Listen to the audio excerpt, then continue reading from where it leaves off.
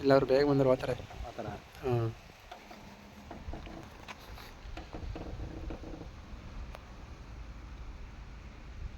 ಹಾಂ ಹಾಕಿ.